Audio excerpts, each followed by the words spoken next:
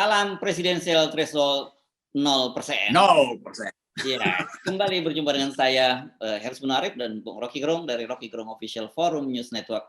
Ini adalah agenda utama kita. Nah, walaupun kemudian sekarang seperti sudah kita duga ya, Bung Rocky Gerung, Ketua DPR Puan Maharani, dalam hal ini kapasitasnya tentu juga kita mesti lihat dia sebagai kader PDIP pertama, yang kedua yang berkepentingan dengan PT 20% karena pencapresan, menyatakan bahwa tidak akan ada pembahasan, itu sudah final, dan dia minta masyarakat untuk memahami itu, bahwa itu sudah merupakan keputusan yang itu sudah ditetapkan, jadi tidak akan ada pembahasan lagi, kira-kira gitu. Ini kayak orang Ibu Puan ini kayak nggak ngerti yang disebut aspirasi publik.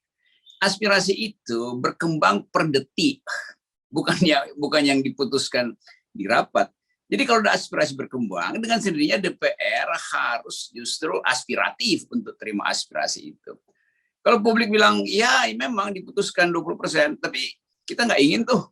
Jadi sebetulnya fungsi dari Ketua DPR adalah memonitor denyut nadi politik negeri, bukan masuk dalam formalisme yang konvensional. Ya tentu saja memang kalau PDIP menganggap udah final, tapi rakyat bilang nggak final.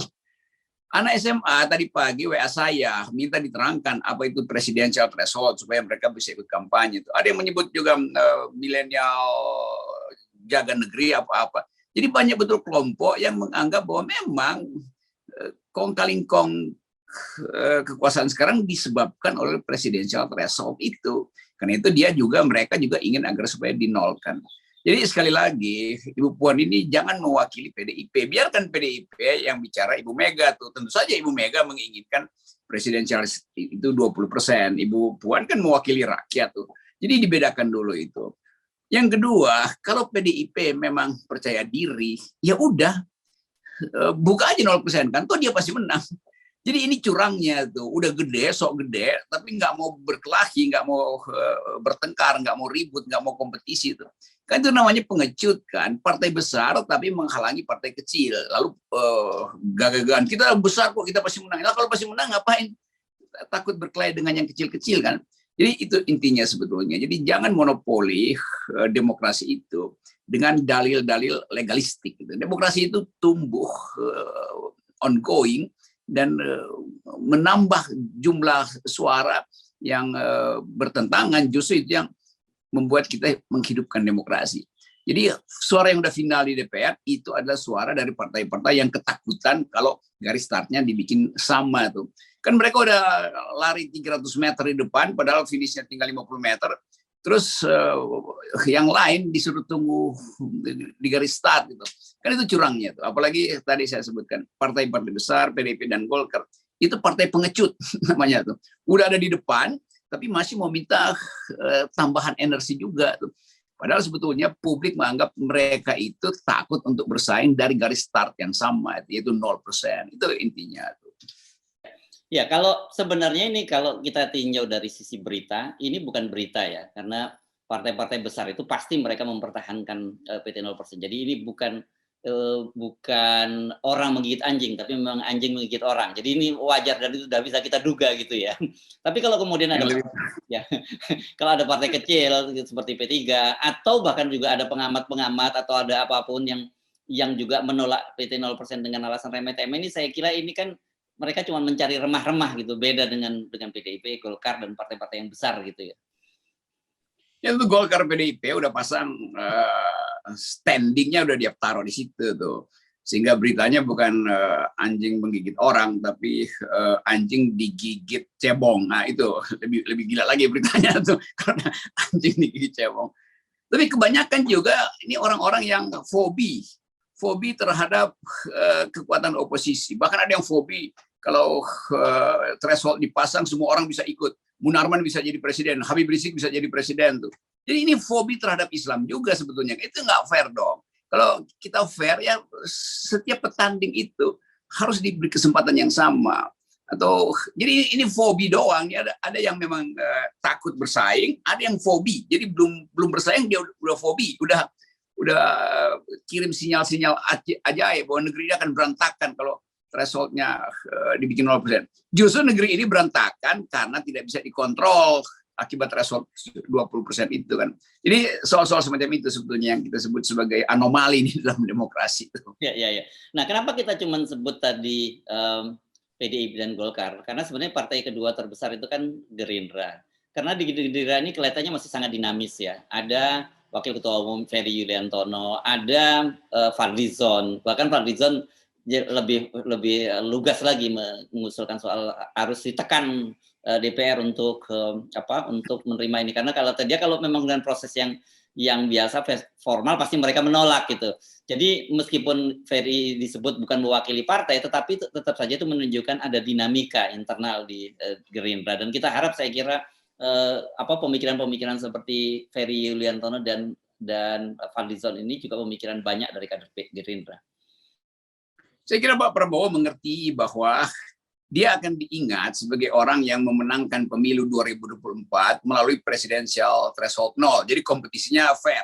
Kan kalau sekarang Pak Prabowo akan dianggap, ya Anda juga bisa jadi presiden, tapi itu nebeng ke PDIP yang udah punya tiket 20%. Kan itu juga mengganggu reputasi beliau nanti kan. Kalau beliau betul-betul ingin agar supaya Gerindra itu memelopori demokrasi, dia pasti akan setuju dengan 0%. Nah sekarang yang khawatir PDIP. Karena dianggap bahwa kok partner utamanya sekarang agak selingkuh dengan oposisi itu. Tapi begitulah politik, karena akhirnya kita mesti masuk pada ketenangan berpikir. Kalau kita memajukan bangsa ini, bikin 0% itu. Kalau enggak, seterusnya sampai dunia mendekati kiamat, itu Indonesia hanya dikuasai oleh orang itu juga tuh. Dan PDIP juga mesti berpikir bahwa regenerasi di partai PDIP nggak jalan kan. Akibat dari 20% itu, karena seolah-olah Ibu Mega sendiri yang menentukan, sehingga nggak mungkin ada negosiasi karena udah ada semacam stok di dalam partai itu. Ya ternyata nggak ada stok juga. Puan kan betul-betul rendah sekali elektabilitasnya. Ada Ganjar, dan Ganjar pasti berupaya untuk ambil captive market dari PDIP. Dan kalau Ganjar pinter, semoga dia pinter, dia justru mendorong threshold 0%. Ucapin aja Ganjar. Dan kita dukung sama-sama Ganjar tuh. Jadi kita ingin agar supaya ada orang yang betul-betul akalnya bagus untuk menghasilkan demokrasi yang bagus tuh. Kan Ganjar sebetulnya, Ganjar Pranowo, dia udah masuk di dalam upaya untuk memahami politik dalam pengertian yang bukan PDIP. Walaupun dia kader PDIP dan tentu ingin dapat suara dari PDIP. Tapi begitu banyak juga kader PDIP yang menganggap bahwa aristokrasi di PDIP itu bisa memperburuk kaderisasi nanti. Jadi saya dorong Ganjar supaya jadi calon presiden dengan kampanye aja sekarang 0% threshold. Supaya dimungkinkan orang melihat Ganjar ternyata adalah kader PDIP yang berbobot, otaknya lain dengan yang ada di partainya tuh. Kan itu yang kita mau lihat tuh. Kalau nggak ya Ganjar sama juga, otaknya segitu-gitu juga kalau dia nggak mau promosikan 0%. Itu pesan kita. Ya. Dan ini sekali lagi saya perlu ulangi ya, kalau kemudian PT 20% itu tetap dipertahankan, yang terjadi ini yang peristiwa sekarang yang Anda hadapi ini, persoalan-persoalan berbangsa dan bernegara, persoalan hidup Anda akan terus berjalan ini. Satu, misalnya utang negara akan terus berlangsung secara gila-gilaan, ibu kota dipindahkan, infrastruktur mangkrak akan di mana-mana, pajak naik, dan gitu, TKA, Cina akan semakin banyak berdatangan ke Indonesia, itu sudah pasti akan terjadi dan akan lebih parah pada tahun 2024 karena mereka merasa mendapat legitimasi kan gitu ya, Bung Rocky ya. Ya itu kalau 20% itu artinya oligarki beternak makin banyak tuh. Beternak calo, beternak buyback segala macam. Jadi kita tahu bahwa semua ini adalah akal-akalan oligarki mempertahankan 20% supaya dia bisa menetap dalam politik Indonesia. Jadi saya ingin, bahkan termasuk Erick Thohir, kalau berani Erick Thohir mau maju presiden, mulai kampanye 20% itu buruk dari segi akademis, buruk secara demokrasi, buruk bahkan secara korupsi buruk gitu. Karena itu sebetulnya Pak Firly jadi bagus akhirnya, karena Firly yang mengerti bahwa 20% itu adalah tabungan untuk korupsi nanti tuh di dalam segala hal, politik, ekonomi, lingkungan segala macam tuh. Jadi kita dorong mereka jangan kayak Erick Thohir yang ngumpulin buzzer, ngumpulin tim sukses yang isinya itu juga tuh, timnya dia sendiri, tanpa dia peduli bahwa rakyat muak, rakyat ingin ada pemimpin baru yang dihasilkan melalui threshold 0%. Masa Erick Thohir masih mau jadi presiden dengan threshold 20% yang sekarang. Jadi sama juga dulu. Kalau begitu Kalau misalnya Ganjar nggak mau 0%, dia mau 20% ngikut PDIP, Erik juga begitu karena mungkin bagian juga dari sponsor kekuasaan. Ya mending Pak Jokowi aja diperpanjang 7 periode itu, kan sama aja kan 20% juga hasilnya. Jadi sekali lagi millennials ini melihat Indonesia itu dalam pengertian yang memburuk. Karena itu mereka ini ada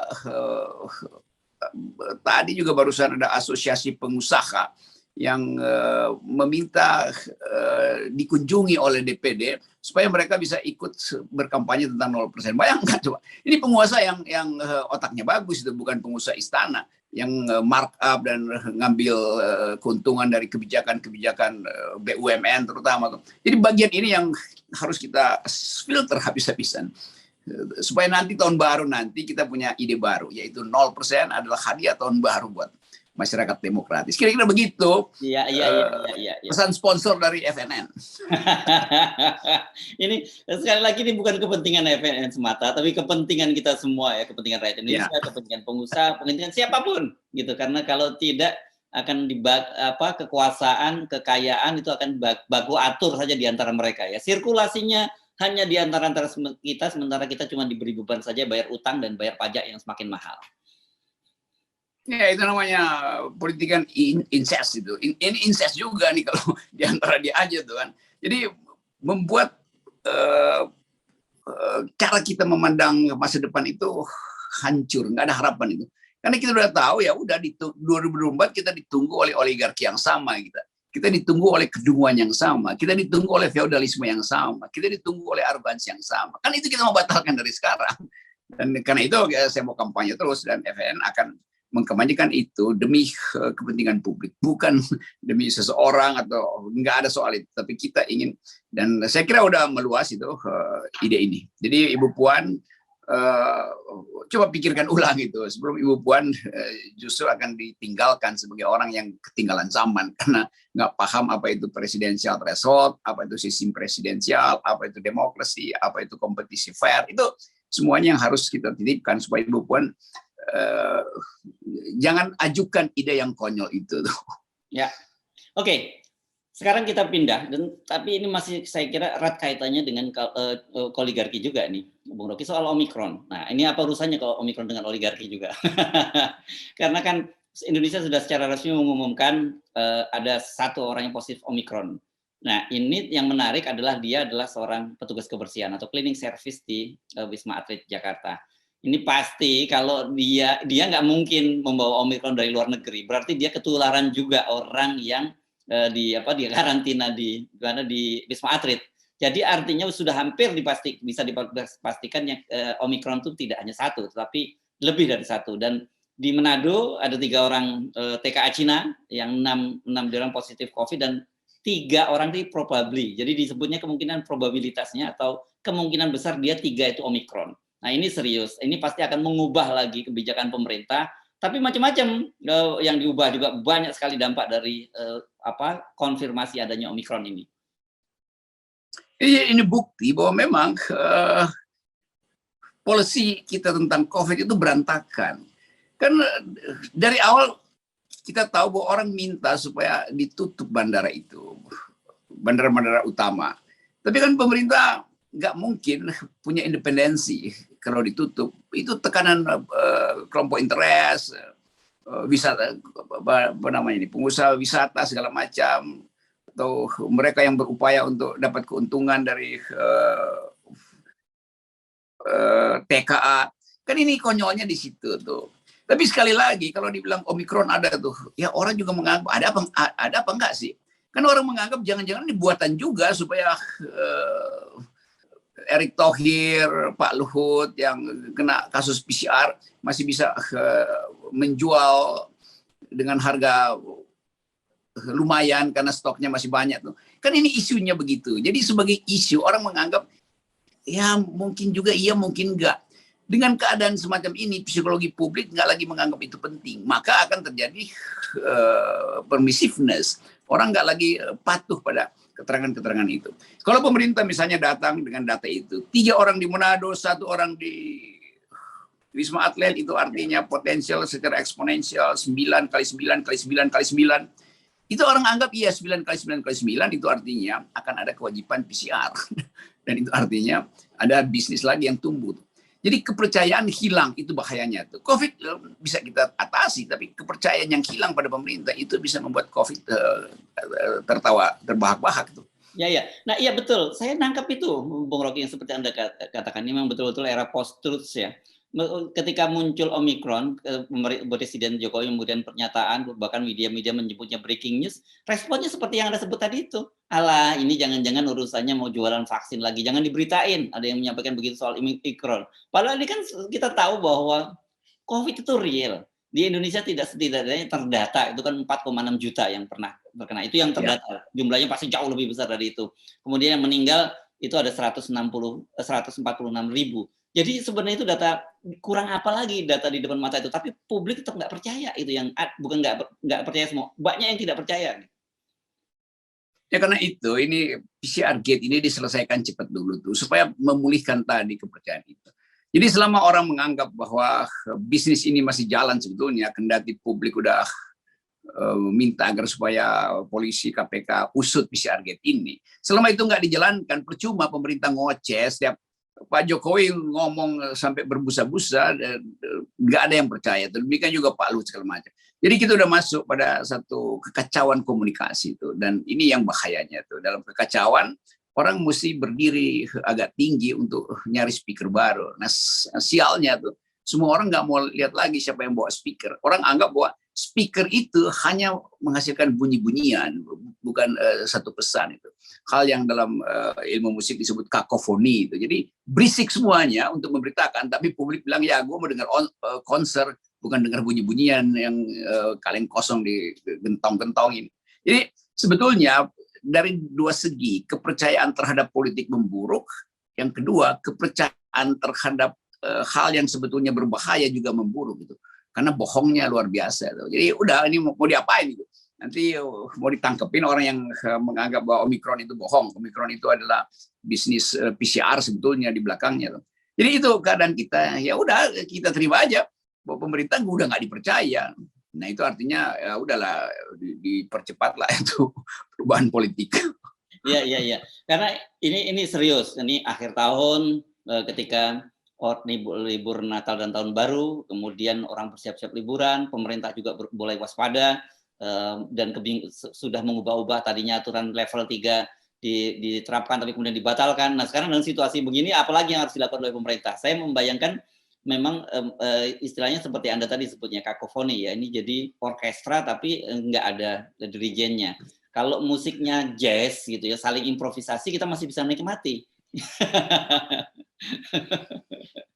Ya partiturnya udah robek, berantakan tuh, karena semua orang berupaya untuk menaikkan elektabilitas. Kan menteri-menteri terkait udah nggak peduli lagi sebetulnya. Siapa menteri yang masih peduli itu? Soal impor yang sebetulnya juga nggak bisa dipenuhi, bahan kebutuhan pokok yang berantakan distribusinya tuh. Jadi ini ujung sebetulnya dari satu kekacauan, dan kita perlu sebetulnya mempercepat kekacauan, karena kalau kita tunda kekacauan, kita yang justru menderita lebih banyak. Jadi semakin cepat kekacauan itu bertumbuh, semakin cepat perubahan dimulai dari awal lagi. Yaitu intinya. Ya, jadi satu paket mau kampanye tentang presidensial threshold juga dalam upaya untuk mempercepat perubahan sebetulnya. Ya, oke. Tapi saya perlu perlu klarifikasi dikit ya. Yang Anda maksud kekacauan itu bukan kita yang membuat kekacauan ya. Nanti karena kita dianggap memprovokasi kekacauan. Kekacauan justru terjadi di dalam tubuh kabinet itu sendiri. Itu kan maksudnya ya, Bung Rocky. Ya, betul, itu yang kita baca tuh. Jurnalis tahu bahwa ada saling jegal di dalam kabinet, dan itu potensi menimbulkan kekacauan di publik, dan publik juga paham itu. Jadi ini adalah hukum sosiologi, bukan hasil provokasi. Itu kita diam juga itu pasti terjadi. Wong dia sendiri yang ingin kacau kok. Ya, ya. Enggak, ini karena kan saya belakangan ini semakin memahami cara berpikir teman-teman buzzer. Nah, menggunakan istilah Anda tadi, teman-teman buzzer. Teman-teman buzzer. mereka selalu satu, kalau kita anggap mereka ngintip kesalahan, itu mungkin kita terlampau suuzon ya, terlampau negatif thinking. Kita anggap bahwa mereka nggak memahami apa yang Anda sampaikan, jadi sering salah menanggapi persoalan dan kemudian ujungnya lapor polisi. Itu kan kasihan Pak polisinya kalau setiap kali ada. Itu kenapa saya selalu mencoba bukan meluruskan, saya mempertegas apa yang Anda maksud gitu. Iya, saya juga kadang-kadang lupa bahwa buzzer itu bukan orang, dia barang sebetulnya. Jadi barangnya emang susah untuk menerima pengertian. Ya udahlah, nanti kita perbaiki nanti bersama dengan 0%, kita perbaiki juga kualitas buzzer nanti. Bukan buzzer, teman-teman buzzer. Iya. Atau buzzer dan teman-temannya. Anda berarti sekarang ini sudah mulai mengikuti himbauan dari politisi PDIP, Hendrawan Supratikno, bahwa perlu disikapi secara arif karena mereka ini adalah jenis pekerjaan baru. Itu kan gitu kata politisi PDIP. Ya, kalau dia nggak ada kerjaan kan jadi beban juga. Ya, oke, silahkan buzzer, hiduplah dengan bisnis kalian itu, karena kalian adalah karyawannya PDIP itu kan, begitu kan sebetulnya. Karena yang ngomong PDIP pasti berarti karyawan PDIP dong. Kalau karyawan lain mana mau sebuah perusahaan mempromosikan karyawan perusahaan lain. Itu ya. Setidaknya kalau toh bukan PDIP, Pak Hendrawan lah yang minta kita untuk bersikap arif tadi.